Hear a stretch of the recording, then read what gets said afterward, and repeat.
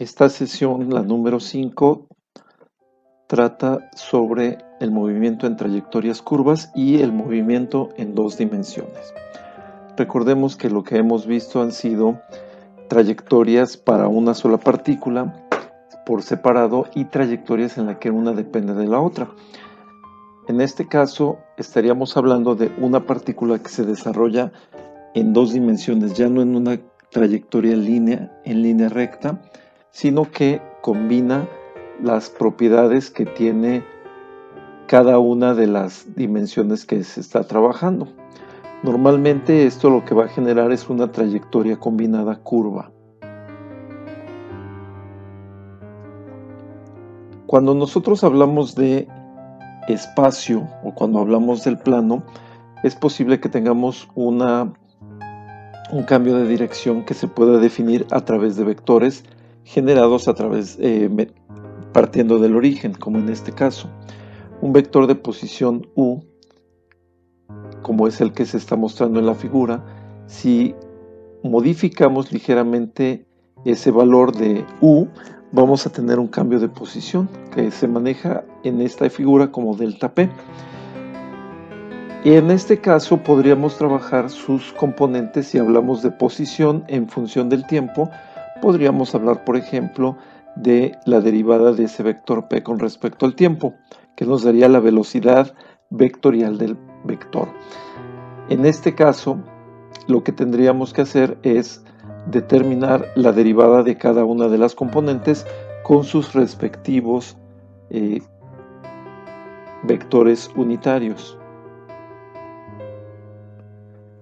Es importante que recordemos que cuando nosotros obtenemos un vector resultante en uno o un vector final en alguno de los sentidos, al final va a resultar importante que determinemos mediante alguno de los procesos que ya conocemos el valor del vector resultante final, es decir, no quedar con un resultado parcial en cada una de las trayectorias, sino que lleguemos a resultados finales, como vamos a ver en los ejemplos.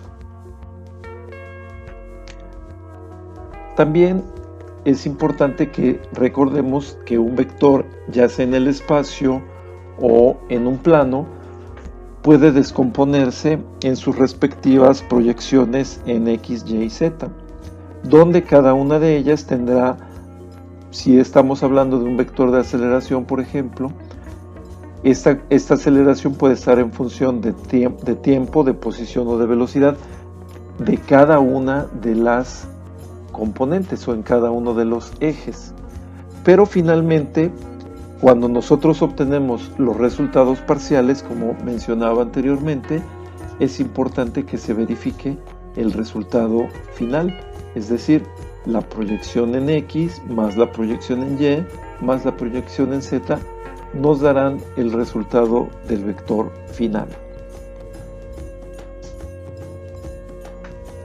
Si hablamos de vectores en el plano, algo que nos puede ayudar a comprender de lo que se trata este problema o de lo que se trata este tema es el tiro parabólico, porque el tiro parabólico no es otra cosa más que una combinación de dos sentidos, el sentido horizontal y el sentido vertical. Y cada vez que nosotros vemos alguna actividad que tenga que ver con el tiro parabólico, seguramente vamos a estar recordando que hay dos componentes. En el sentido horizontal, una velocidad constante, por lo tanto su aceleración es 0. Y en el sentido vertical está definida la aceleración por la gravedad. Esta gravedad en el sistema internacional vale 9.81 metros sobre segundo al cuadrado, en el sistema inglés 32.2 pies sobre segundo al cuadrado. Y consideremos también que si el sentido negativo es determinado hacia abajo, entonces el valor de la gravedad tendrá que ser negativo en ambos casos. Recordemos también que en algunos problemas de tiro vertical y de caída y de movimiento rectilíneo uniforme, al combinarse y que nos generan un tiro parabólico, lo importante es hacer la descomposición de ambos vectores o en ambos sentidos. Es decir, partiendo de la velocidad inicial, podemos obtener una velocidad inicial en X y una velocidad inicial en Y. Pero recordemos que la velocidad en X permanece constante, mientras que la velocidad en Y va a estar afectada por la gravedad. Por lo tanto, lo que aquí se maneja como velocidad inicial en X, simplemente en lo sucesivo sería velocidad en X. Voy a dejar un enlace al video de tiro parabólico si necesitas repasar un poco más. Ahí lo dejo aquí arriba. En el caso del movimiento parabólico, las fórmulas se van a dividir en dos partes. Como habíamos mencionado, en el movimiento horizontal son una velocidad con velocidad constante es movimiento rectilíneo uniforme, y en el movimiento vertical es un movimiento rectilíneo uniformemente acelerado. En estas fórmulas lo único que se está agregando es la posición inicial, tanto para X como para Y. Recordemos que en algunos problemas se maneja que X menos X0 o Y menos Y0 es distancia. Por lo tanto, podemos establecer que si no es necesario que manejemos la posición inicial, podemos utilizar el concepto distancia.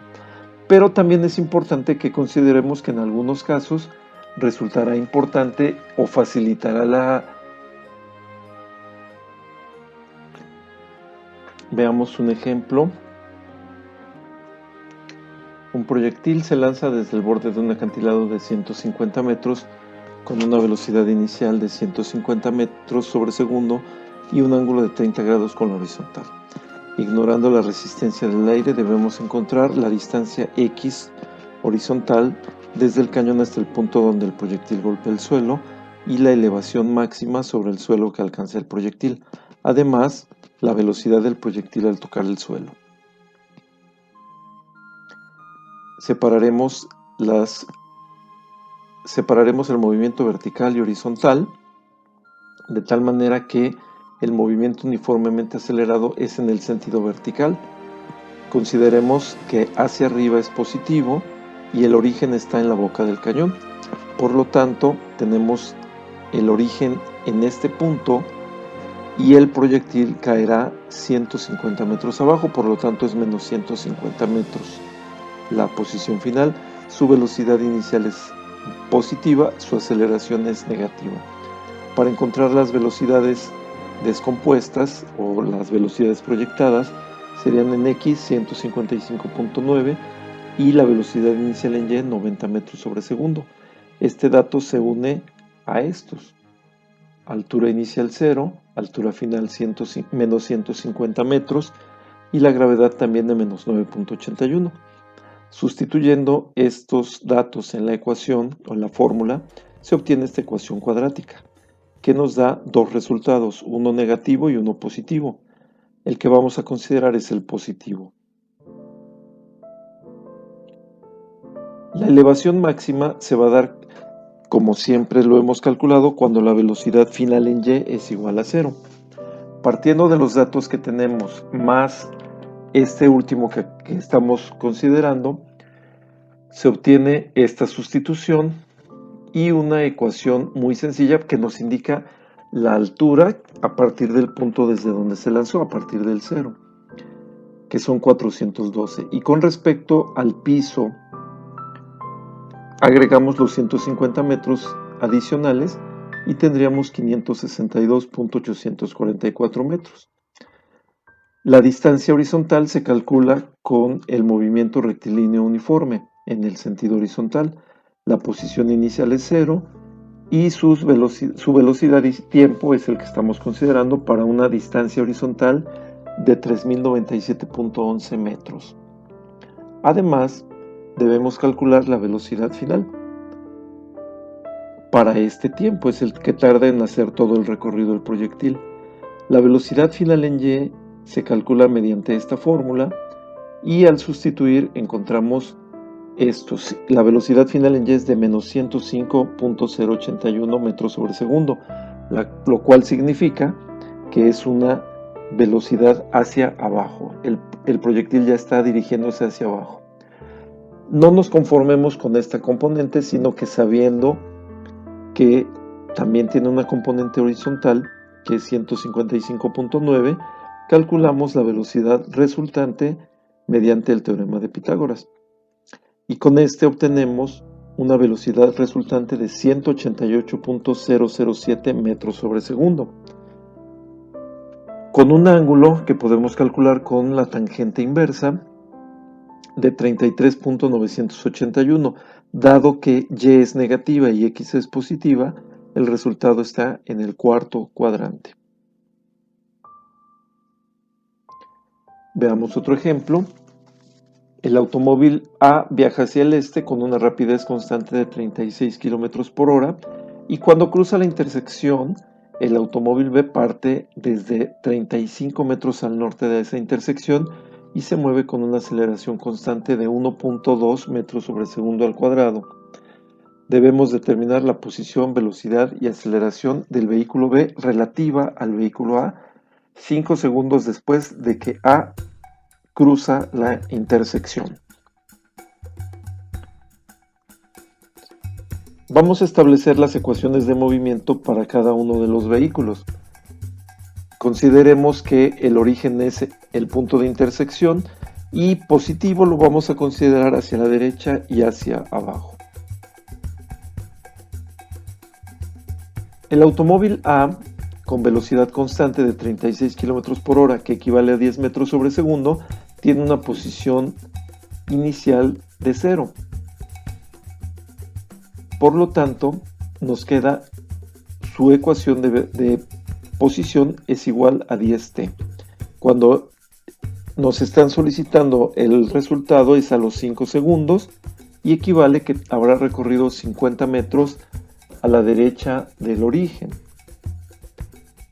El automóvil B, por su parte, tiene estas condiciones iniciales. Parte del origen, se dirige hacia el sur con una aceleración de 1.2 metros sobre segundo al cuadrado y en un tiempo de 5 segundos.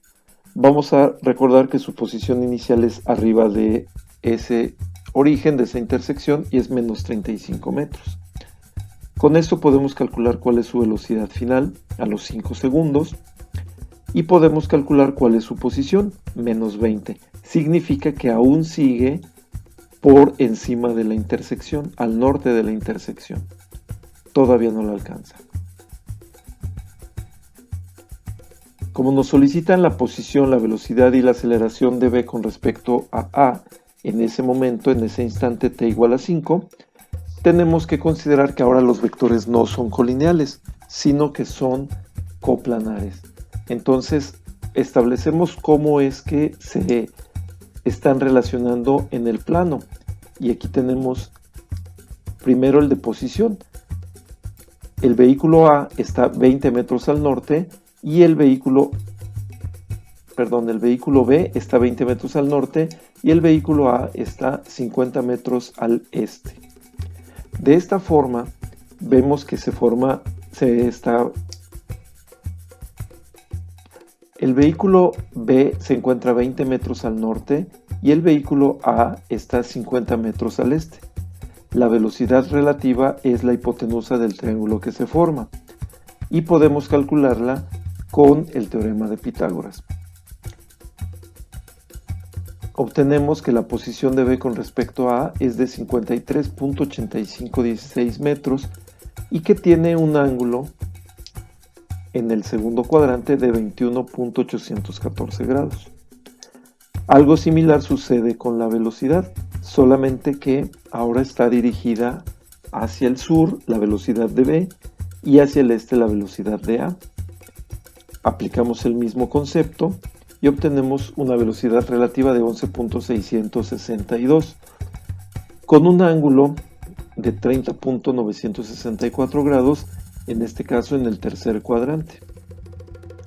La aceleración relativa, debemos recordar que el vehículo A se desplaza con una velocidad constante, por tanto su aceleración es 0. Y el esquema para las aceleraciones es este. No hay una proyección, ni siquiera un pequeño vector que indique la aceleración de A, porque esta vale 0. Y por tanto, ya sea por el teorema de Pitágoras o por la fórmula que ya conocemos de aceleración relativa, en cualquiera de los casos obtendremos una aceleración de B con respecto a A igual a la aceleración de B. Veamos un tercer ejemplo en el que una pelota que se lanza en un movimiento está definido por estas ecuaciones: x igual a 5t, y igual a 2 más 6t menos 4.905t cuadrada. X y y se expresan en metros y t se expresa en segundos. Tenemos que calcular su velocidad en t igual a 1 segundo y la distancia horizontal que viaja la pelota antes de tocar el suelo. En este caso, a pesar de que aparentemente es un tiro parabólico, vamos a analizarlo. Establecemos las ecuaciones de movimiento en cada uno de los sentidos. Para el sentido horizontal es x igual a 5t. Si derivamos, podemos obtener velocidad de aceleración. La velocidad es de 5, constante, y la aceleración es de 0. Por lo tanto, en el sentido horizontal es un movimiento rectilíneo uniforme. Sus condiciones iniciales son x0 es igual a 0 y una velocidad constante de 5. En el sentido vertical, la ecuación es esta. También podemos derivar dos veces para obtener velocidad de aceleración.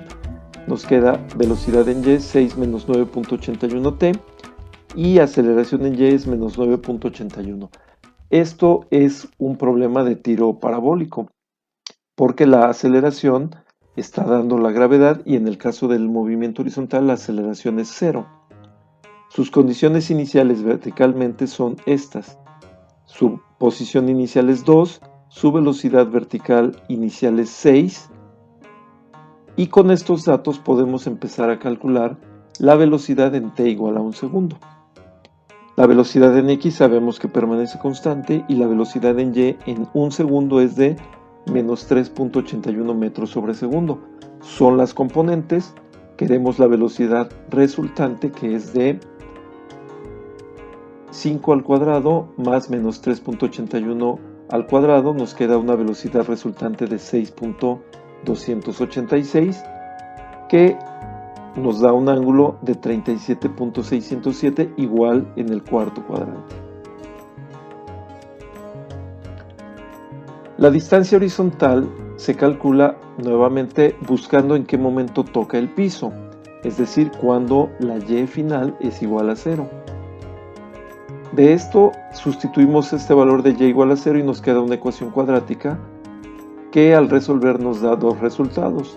Tomamos el resultado positivo y lo usamos en la ecuación que tenemos inicialmente, x igual a 5t, y obtenemos una distancia horizontal de 7.48 metros.